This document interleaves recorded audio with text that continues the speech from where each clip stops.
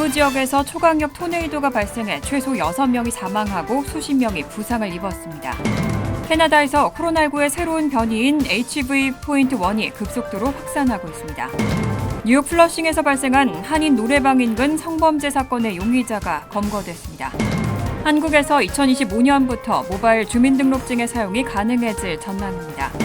세계 최대 전자상거래 업체 아마존이 REKK라는 조직에 대해 소송을 제기했습니다. 이상은 이 시각 주요 뉴스입니다. 시청자 여러분 안녕하십니까? KBN 뉴스입니다. 중부 지역에서 초강력 토네이도가 발생했습니다. 최소 6명이 사망하고 수십 명이 부상을 입어 병원으로 이송되는 사고가 발생했습니다. 이번 토네이도는 9일 테네시주 중부 지역을 강타했습니다. 초강력 토네이도로 몽고메리 카운티에서는 3명이 사망했고 내슈빌 북쪽 지역에서도 3명이 목숨을 잃었습니다. 조피스 클락스빌 시장은 이번 사태와 관련해 참담하고 마음이 아프다며 시는 재난 상황에서 주민들을 도울 준비가 돼 있다고 밝혔습니다. 메트로폴리탄 내슈빌 경찰국에 따르면 사망자 가운데 1명은 이동식 주택에 머물다가 토네이도에 휩쓸렸고 나머지 2명은 2살 배기 아기와 엄마였는데 역시 강풍으로 인해 이동식 주택이 무너지면서 사망한 것으로 전해졌습니다. 몽고메리 카운티 병원에서는 23명이 다쳐 치료를 받고 있습니다. 구조당국은 주민들에게 구조대가 현장 상황을 확인하는 동안 집에 머물 것을 당부했습니다. 국립기상청은 토네이도가 테네시주에 상륙하기 전 여러 차례 경보를 발령했습니다. 또 토네이도가 발생한 지역으로 추정되는 켄터키주 지역도 조사할 계획입니다.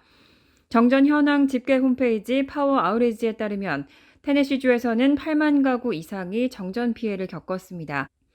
빌리 테네시 주지사는 성명을 통해 사망자들을 애도하고 모든 사람이 지역 및 주 공무원의 지침을 따라주길 바란다고 당부했습니다. 캐나다에서 코로나19의 새로운 변이인 HV.1이 급속도로 확산하고 있습니다. 특히 온타리오주에서는 확진자의 거의 절반이 이 변이에 감염된 것으로 나타났습니다. 오동윤 기자가 보도합니다.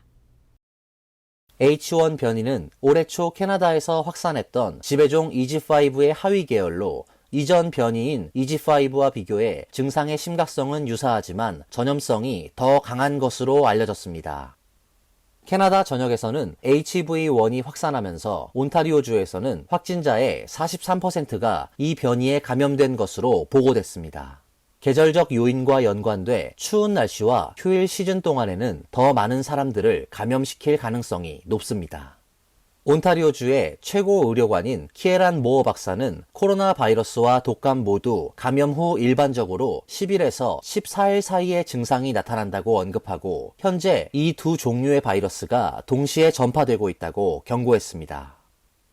보건부의 자료에 따르면 지난 8월부터 10월 29일까지 확인된 코로나 감염 케이스 중 H1 변이의 비율은 2.1%에서 34.4%로 급증했습니다. 전문가들은 새로운 백신을 접종하고 감염과 중증 질병으로부터 보호하는 것이 중요하다고 강조하고 있습니다. 토론토의 전염병 전문의 이삭 보고피 박사는 현재의 상황이 오미크론 사태와 비슷하게 마무리될 것으로 예상하면서 캐나다는 이미 여러 차례 변이 바이러스의 등장을 경험했기 때문에 2020년 겨울과 같은 상황은 되풀이되지 않을 것이라고 말했습니다. KBN 뉴스 오동윤입니다. 뉴욕시 플러싱에서 발생한 한인 노래방 인근 성범죄 사건의 용의자가 검거됐습니다. 뉴욕시경은 지난 7일 박 씨를 퀸즈 베이사이드에서 검거했다고 밝혔습니다. 40살 박명 씨는 지난 4일 오전 노던 블러바드 161가 H노래방 건너편 식당 인근에서 43세 아시안 여성 피해자를 골목으로 끌고 가 성범죄를 저지른 혐의를 받고 있습니다. 시경 관계자는 지난 7일 박 씨를 퀸즈 베이사이드에서 검거했다고 밝히고 이날 검거된 인물이 앞서 지난 6일 공개 수배했던 박 씨와 동일인이라고 밝혔습니다. NYPD는 박 씨에게 납치 및 성범죄 등의 혐의를 적용했습니다. 한편 피해 여성은 사건 당일 인근 병원으로 이송됐고 생명에는 지장이 없는 것으로 전해졌습니다. 시경은 피해자에 대한 추가 정보는 밝히지 않았습니다. 사건 발생 지역은 한인이 밀집한 지역으로 룸살롱 등 유흥상점이 많은 곳입니다. NYPD는 사건 발생 다음 날인 지난 5일 H노래방을 방문해 폐쇄회로 TV 영상을 제공받은 것으로 전해졌습니다. 다만 H노래방 관계자는 피해자가 해당 노래방의 손님은 아니었다고 전했습니다. 한국에서 2025년부터 모바일 주민등록증의 사용이 가능해질 전망입니다. 모바일 기반의 신원 증명 확산과 더불어 다양한 서비스가 개발될 것으로 기대되고 있습니다. 행정안전부는 지난 8일 주민등록법 일부 개정 법률안이 국회 본회의를 통과했다고 발표했습니다. 주민등록증을 스마트폰에 저장해 사용할 수 있게 되는 것으로 1년간의 준비 기간을 거쳐 2025년부터 시작될 예정입니다. 2022년 12월 기준으로 4,418만 명이 사용 중인 주민등록증이 모바일 신분증으로 전환됨으로써 모바일 기반의 신원증명 확산과 다양한 혁신 서비스가 개발될 것으로 기대됩니다. 모바일 주민등록증은 본인 스마트폰에 암호화된 형태로 설치되고 실물 주민등록증과 같은 효력을 갖습니다. 민원서류 발급, 금융계좌 개설 등 온 오프라인 어디서나 신분을 증명하는 수단으로 활용할 수 있습니다. 모바일 주민등록증의 발급 정보는 1인당 1개의 단말기에만 암호화해 안전하게 저장되고 생체 인증 등을 통한 정보 주체의 허가 없이는 열람할 수 없도록 설계됩니다. 개정된 주민등록법에 따라 주민등록표 열람 또는 등초본 교부 제한을 신청한 사람이 제한 해제를 요청하는 경우에는 제한 대상자에게 열람 또는 교부가 가능하도록 조치됐습니다. 모바일 주민등록증의 도입은 일상생활에서의 편의성을 증대시킬 뿐만 아니라 디지털 신원 확인 시스템의 발전을 촉진할 것으로 기대됩니다. 하버드대학교의 클로딘 게이 총장은 최근 학교 내 유대인을 겨냥한 과격한 선동에 분명한 반대 입장을 밝히지 않은 데 대해 교내외에서 비판을 받아왔는데요. 지난 8일 교내 신문을 통해 공식적으로 사과했습니다. 뉴욕타임즈의 보도에 따르면 클로딘 게이 총장은 하버드 크림슨 신문을 통해 인간의 말에는 큰 의미가 있으며 특히 상대의 고통과 괴로움을 증폭시키는 말을 했을 때는 후회만 할 뿐 다른 감정을 느낄 수 없다고 사과했습니다. 앞서 게이 총장은 지난 5일 아이비리그 명문대 내부의 유대인 혐오 여론 등과 관련해 하원 교육위원회가 개최한 청문회에 출석했습니다.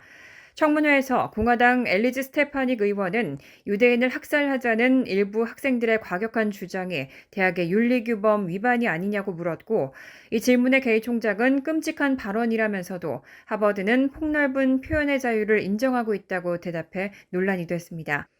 이후 그녀는 청문회에서 의원들의 질문이 쏟아지면서 집중력을 잃었고 분명하게 정신을 차리지 못했다고 해명했습니다. 그러면서 게이 총장은 유대인에 대한 폭력 선동과 유대인 학생들에 대한 위협은 하버드대에 발을 붙일 수 없고 그런 행위에 대해서는 합당한 조치가 내려질 것임을 강조했습니다. 이번 공식 사과 조치는 교내외에서 일고 있는 사퇴 여론 확산 등 역풍이 심상치 않다는 판단에 따른 대응으로 보입니다. 연방하원교육위원회는 하버드대를 포함한 여러 대학의 정책 및 교육 과정에 대한 공식 조사에 착수한 상태입니다. 트럼프 전 대통령이 최근 거듭된 독재자 발언으로 다시 한번 논란의 중심에 섰습니다. 폴리티코에 따르면 트럼프 전 대통령은 지난 9일 맨하튼에서 열린 마가 공화당원 행사에서의 기조연설에서 독재자 발언을 재차 언급했습니다. 앞서 지난 5일에는 폭스뉴스 타운홀 대담에서 자신의 집권 2기 독재를 우려하는 질문에 취임 첫날을 제외하고라는 발언으로 독재 우려가 제기된 바 있습니다. 남부국경 장벽 건설 및 석유 시추 확대를 취임 직후 하겠다는 취지였습니다. 이날의 독재자 발언은 당시 발언을 해명하는 과정에서 나왔습니다. 트럼프 전 대통령은 이날 연설에서 자신이 독재자가 되고 싶다고 말한 적이 없다고 주장했지만 곧바로 이어진 발언에서 취임 첫날 독재자가 되고 싶다고 말했다며 발언을 이어갔습니다. 또 자신이 왜 독재자가 되고 싶은지 아는가라고 청중을 향해 질문을 던진 뒤 왜냐하면 국경장벽을 원하고 시추를 원하기 때문이라고 목소리를 높였습니다.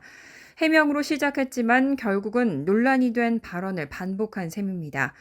2024년 대선을 앞두고 트럼프 전 대통령의 이런 발언은 재선 시 미국이 독재와 유사한 상황에 처할 수 있다는 우려를 낳고 있습니다.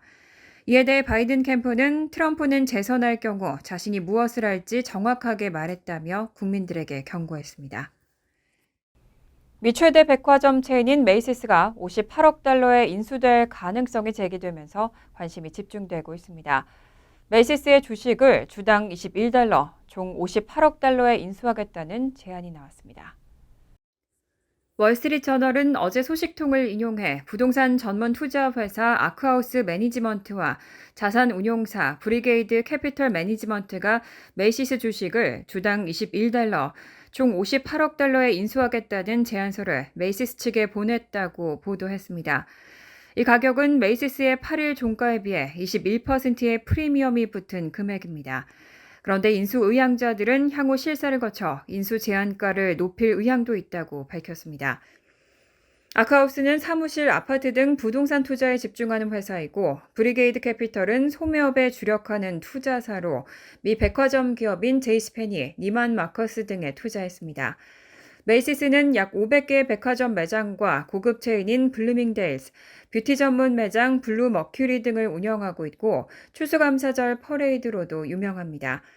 하지만 최근 몇 년 동안 이커머스의 성장과 소비 트렌드의 변화로 인해 백화점 산업은 쇠퇴하고 있고 메이시스의 주가도 올해 들어 15.8% 하락했습니다. 2015년 기록한 70달러 선 대비로는 4분의 1 수준입니다. 투자 회사들의 이번 인수 제안은 메이시스의 유통사업보다는 부동산 등 자산을 염두에 둔 조치로 해석되고 있습니다. 세계 최대 전자상거래 업체 아마존이 REKK라는 조직에 대해 소송을 제기했습니다. 이 조직은 아마존 직원들에게 뇌물을 주고 고객을 사칭해 노트북과 게임기 등 고가의 품목에 대한 부정 환급금을 받아 챙긴 혐의를 받고 있습니다. 뉴욕타임스에 따르면 아마존은 지난 8일 워싱턴주 시애틀 지방법원에 REKK라는 조직 등을 고소했습니다.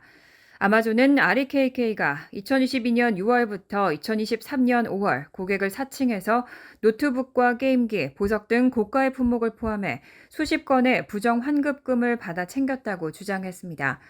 이 조직은 레딧과 암호화된 메시지, 앱, 텔레그램 등의 소셜미디어 채널에 전 세계 이용자들을 상대로 제품과 환불을 모두 받을 수 있는 유료 서비스라고 자신들을 홍보했습니다.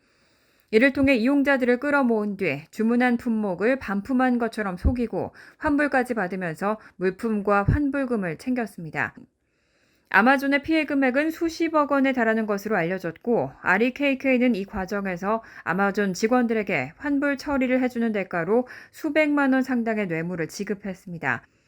아마존은 전직 직원 최소 7명이 이와 관련된 활동으로 수천 달러의 뇌물을 받았다고 밝혔습니다.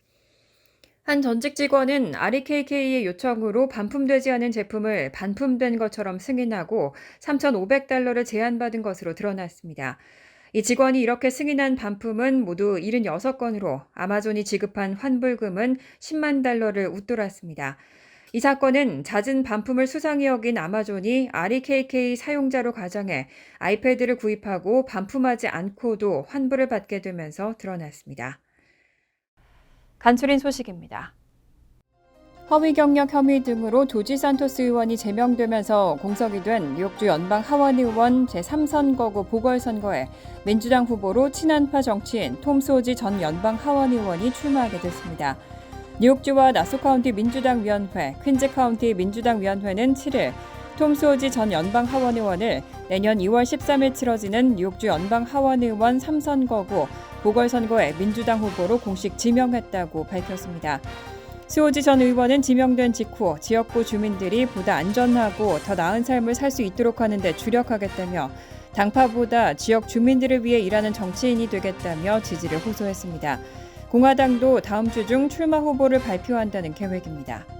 총기 난사에 위협이 될 수 있는 민감 지역을 총기 휴대 금지 구역으로 지정하는 뉴욕주의 공공장소 총기 휴대 제한법, 은폐 총기 휴대 개선법에 대해 연방 항소법원이 일부 조항을 허용했습니다.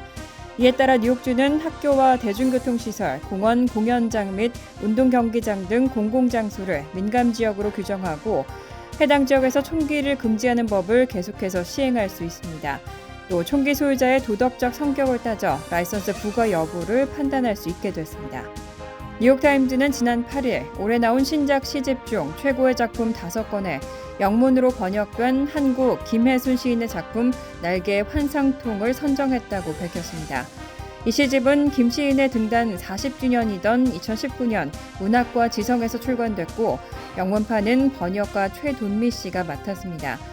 뉴욕타임즈는 이 시집에 대해 영적이고 기괴하고 미래가 없는 상황 등 다양한 종류의 공포가 느껴진다고 평가하고 이 시집이 거시적인 측면과 미시적인 측면에서 미학적인 힘을 전달하고 있다고 덧붙였습니다. 뉴저지주 상원법사위원회는 지난 7일 미성년자들의 음주에 대한 처벌을 강화하는 내용의 법안을 찬성 9, 반대 2표로 승인해 예산위원회로 송부했습니다. 법안은 뉴저지주에서 21세 미만이 주류를 소지하다 적발되면 $50 벌금과 함께 주치 소란죄 소환장을 발부하는 내용을 담고 있습니다. 또 적발된 미성년자가 18세 미만인 경우 부모에게 서면 통보됩니다. 법안을 지지하고 있는 의원들은 올해 여름 저지쇼어 지역에서 미성년자들이 연루된 음주 및 기물 파손, 폭행 등 각종 범법 행위가 1000건 가까이 발생한 것을 지적하면서 미성년자 음주 행위 처벌 강화가 필요하다는 입장을 피력하고 있습니다. 환율과 증권 소식입니다.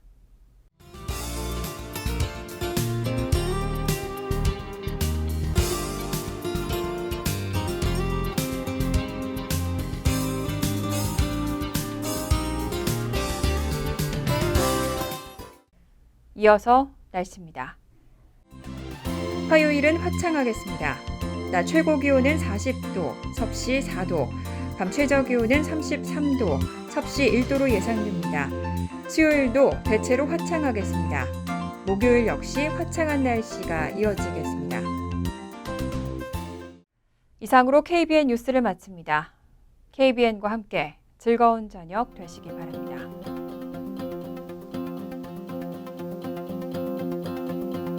미 동부 최대 한인방송 KBN이 제작하는 KBN 뉴스는 웹사이트 mykbn.com 그리고 유튜브와 페이스북에서 다시 보실 수 있습니다. 좋아요, 구독, 알림 설정은 뉴스 제작에 큰 도움이 됩니다.